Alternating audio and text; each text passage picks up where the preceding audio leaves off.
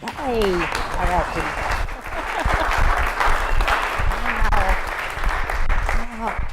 Good morning, my friends. Wow, what a difference a day makes, huh? Oh my goodness, it was so delicious outside yesterday, and what a wake-up call this morning. But we stand in hope before these beautiful flowers, and we know that spring will come again. So this morning we are continuing to explore our topic this month of trust. And I have a little affirmation I want us to get into our hearts and minds right now. I trust in the Spirit within. I trust in the Spirit within. One more time. I trust in the Spirit within. Thank you very much.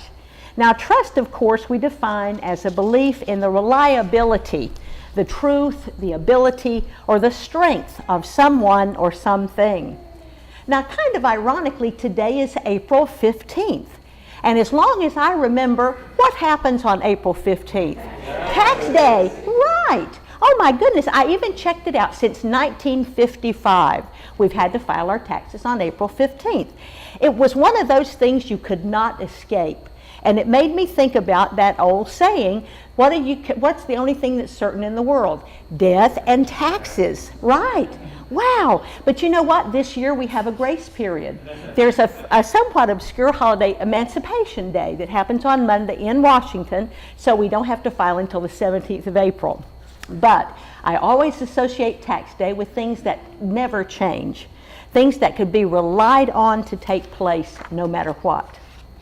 Now, in a spiritual context, some of us here this morning might think about the words trust and faith as being sort of interchangeable. But one writer I encountered gave me a very interesting spin to think about that. He proposed that faith is a noun, something that we have, a strong belief that our higher power, that we have a higher power without any proof or evidence. Faith says that a higher power can. Trust, on the other hand, is a verb. That's something that we do. This writer called it faith in action. Trust says that our higher power is. And trust is largely based on evidence that the power is real. Now, if we look at that word trust metaphysically, Unity calls it a weaker brand of faith, but much better than mistrust, indicating that people who merely trust God don't really understand about divine law, that faith is the substance of things hoped for, and substance is the living power of God out of which everything is made. Now, when I first started brainstorming about this idea of trust, I was wondering if we are born with trust. And psychology today says no, we're learning trust. As little babies, we depend on our caregivers to give us food and shelter and comfort and love. And if they do a really good job, we feel safe and we learn to trust our world. But if we don't, we scream and cry, right? We know that we have to learn how to communicate, even as tiny, tiny babies. And that sets us up for our relationships later in life. And then when we're little kids, we really begin to differentiate between the people who are trustworthy and those who aren't. And I was amazed to read that kids as little as 4 years old can tell the difference when somebody's telling them the truth or not. And then when we get to be teenagers, it really gets tricky, doesn't it? That's when we explore our independence from our parents, and we become more susceptible to peer pressure, our friends around us. That's the time we really have to find out when we trust ourselves under pressure. And that's the time that we know trust must be learned. We learn to trust another person to treat us fairly and to protect our emotional safety. Psychologists say that trust is transparency, learning whether it's safe to let another person really know who you are and what you feel. And it's basically kind of a crapshoot, isn't it? It's trial and error. Your instincts tell you who to trust, and then you have to try that out. So part of what it means to be a mature and trusting person is to know when and to whom and how far to extend our trust. And mostly, sometimes we learn the biggest lesson when we misplace our trust. So as a younger person, when I first moved to New York City, I had not yet begun to really explore my spirituality. And I depended on my intuition, my gut feelings to guide me through decisions. I had another name for my intuition. My nickname for my intuition was my BS detector. Anybody else call their intuition that? Maybe a few of you there. I was pretty proud of it. I thought it worked pretty well until I got to the point where I realized how much more I could trust others and myself when I had learned to trust God to lead me. Now think back for just a moment when you were in your 20s or maybe in your 30s. Did you feel like managing your life was a really big deal? Oh, I did. I twisted and turned and worried and all the time went through all the bells and whistles. I even went outside myself to try and find other people who might guide me or give me suggestions about what I should do next in my life. I checked my horoscope, I went to psychologists, I went to tarot card readings, anything to try and get direction. I didn't trust my inner guidance. And I felt like my life was my whole responsibility. I alone was to be accountable. I had a lot to learn. And I truly had lost sight of that classic Bible verse from Proverbs 3:5 that says, "Trust in the Lord with all your heart and lean not on your own understanding." We trust in God and not in ourselves or our plans, and certainly not in just the world's wisdom or its devices. So intuition can really tell us a lot about what we don't want in our lives and what we really do want. But a lot of times we ignore it. We might let our rational mind take over or get too distracted to really feel our gut feelings. But just like physical pain, intuition is something that'll tell us something that's really important. That might sound like kind of an odd thing to say, but pain is a big teacher, isn't it? Pain can stop us in our tracks and make us take a detour, make us stop and pay attention to what's going on in our lives.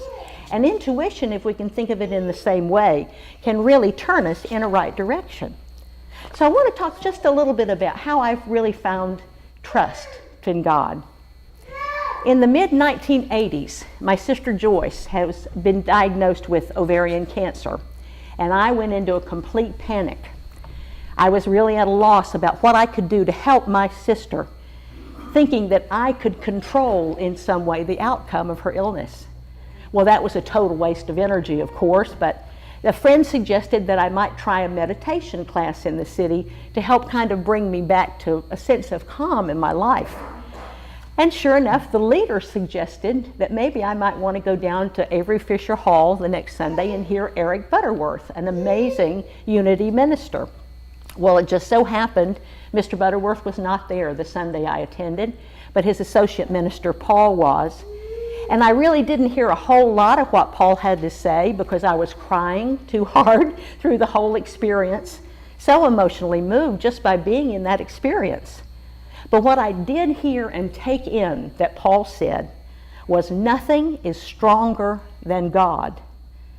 And I felt like all of a sudden I could let go of the huge weight of responsibility that I felt about my sister's illness. Nothing is stronger than God. Not me, not cancer, and not my fear of losing my sister. I had something suddenly I could grab and hold on to in my floundering. It became a mantra for me. Even before I knew what a mantra was, nothing is stronger than God. Somehow the words that I heard was, even if I couldn't do a thing to save my sister's life, that God would certainly help me cope. So I went back the next Sunday to hear some more, and once again, and so it goes. The more I explored Unity principles, I began to get a new understanding of what trusting God really was. Trust became an awareness that life would continue to have meaning and beauty, even amongst darkness and fear. Trust showed me some hopefulness that I had lost track of. In recognizing finally that God was in charge, I saw that the power of love in God just might be the greatest power on earth. And as I listened and took some more classes and learned to pray affirmatively, I began to understand that trust has to do with going within and discovering who we really are. And in doing that, we discover who God really is as well. We discover that we are lovable and that God loves us no matter what. As the Apostle Paul reminds us in Romans 8:39, Nothing in all creation will be available to separate us from the love of God. So how does God help us with our trust? Well, when we realize that we don't run the world and that God is in charge, for me, it was sort of like stepping under a waterfall of good. Spirit began to help me to let go of the psychological burdens I was carrying. I literally began to sleep better and my energy started to increase. It's an amazing thing to feel empowered to trust your own decisions. And when we can trust our lives to God, one of the greatest joys was that I could trust Spirit within those that I loved to unfold their life plan for them. I educated myself about my sister's challenges, and I began to face my fear head on, and gratefully I was able to offer her and her kids emotional support and love during her treatment, and thank God through a wonderful long remission and return to health. So how do we strengthen our trust in God? Well, after years of study and practice, I've learned a couple of things that help me maintain my trusting muscles. Like your prayer muscles and your meditation muscles, we have to practice. We have to work them out on a regular basis. So the number one suggestion I have is to make a daily appointment with God. I like to get up early and get some coffee and get quiet and then move into prayer after I read the daily word. I like to pray out loud. Thankfully, my neighbors don't mind, so I live alone and I can pray as loudly as I want to. I just like to speak the names of the people that I love and care for and surround them with blessings and peace. I like to affirm with God that whatever my day has in store for me, I'm going to be ready for it. That includes all those things that I know about that I might be dreading, like going to the dentist or going to the tax preparer. But even more, I want to pray for the things that only God knows are going to come into my path today. Sometimes I take 10 or 15 minutes, and maybe it's a little less, but making a habit of getting centered in Spirit once a day makes a huge difference for me. Number two, I try and listen a little bit more than I talk.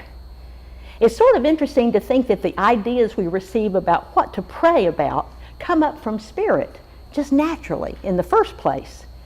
Well, that's because Spirit knows our hearts and our thoughts even before we verbalize them.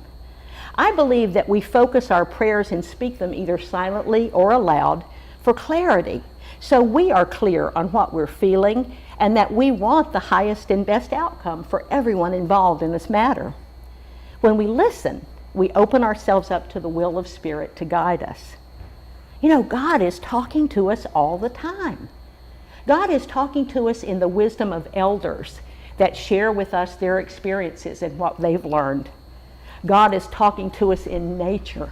In that beautiful day yesterday, I took my talk out into the park and sat down to edit and just watched the squirrels and the little kids run around. It was a blessing, and it was certainly a conversation with God. Number three, I really try to limit my distractions and seek out times of quiet during the day. Because I'm semi-retired, I can conduct a little bit of setting my day aside, or certain parts of the day, in quiet and to be at peace. It's just an opportunity to really focus and be still. And because I have a slight hearing loss, I can take out my hearing aids when the world gets too loud. It's a wonderful bonus. I have to tell you, if you're to that point, you know you can manage your life with just taking out the hearing aid, or maybe one of those sound canceling headsets would be a good investment too. But you know, sitting in the silence doesn't mean falling asleep or vegging out. Silence and stillness can really foster a lot of powerful insights and clarity and creativity. So we have to remain alert in our silent times and responsive so we can hear and understand the wisdom and the creativity and truth that's coming to us. And as we do that, we learn to judge rightly and act on the wisdom we receive. When fearful thoughts arise in our minds and our impulse is to give up in despair or to run away, stand still right where you are. God has a much bigger picture in mind. Don't be held captive by your limited understanding. God is with me now. Keep affirming those few words, and fear dissolves into the air. And finally, number 4, act as if. Aristotle, great old Aristotle, said that if we become who we are by what we do, we should act in different ways if we want to become different people. Makes sense? What a smart guy. Acting as trusting people do, even if we don't yet have the same character of trusting, we mimic the way that we learn how to be trusting. And as we learn to have more of a trusting spirit, we can fake it till we make it. It works. We've all tried that at some point or another. Take it and give it a try. So as we come around to the end of our time to talk this morning, I want to share with you a couple of verses from a great old song that came to mind this week. I love the guy's name. This is by an artist named Smokey Norfolk. I don't know if you've ever heard of him or not, but I love his name, and I love the lyrics to this song. It's called God is Able, and I hope you'll take some of these verses into your heart as you move along your journey of trusting the Spirit within this week. Tell me, who can make a mountain move out of my way? And who can make a miracle because of my faith? And when the doctor says no, who can still say yes? And when I'm in trouble, who's right there to pass every test? God is able. Who can make a river out of a little stream? And who can tell the clouds to roll back so that the sun can look at me? And who can tell the wind to whistle in the trees? And when I'm in trouble, who is the same God that will come and comfort me? God is able, and He won't fail. And so it is. Amen. Thank you.